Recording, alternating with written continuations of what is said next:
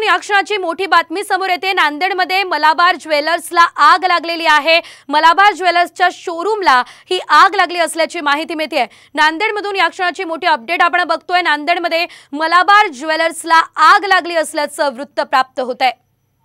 तर या आगीचे दृश्य आपण बघतोय। अतिशय भीषण अशी ही आग लागलेली आहे आणि यामध्ये हे संपूर्ण ज्वेलर्स जळालं असल्याचं आपण बघतोय।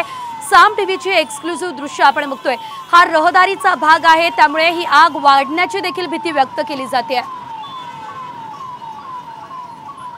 या संदर्भात अधिकची अपडेट घेऊयात आमचे प्रतिनिधी संजय सूर्यवंशी यांच्याकडून।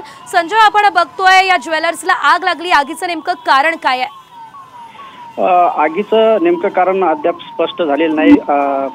शॉर्ट सर्किटमुळे ही आग लागली असावी असा प्राथमिक अंदाज आहे।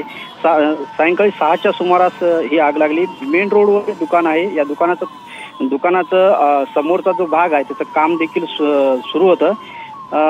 फायर आणि संपूर्ण समोरची जी बाजू आहे फायर आणि एलिव्हेशन डिझाईन असल्याने काही वेळातच या शोरूमना आग मोठ्या प्रमाणात पकडली आणि बाजूलाच फायर ब्रिगेडचे गाड्या आणि ऑफिस असल्यामुळं ही आग आटोक्यात आणण्यात अग्निशमन जवानाच्या दलाला यश आलेलं आहे।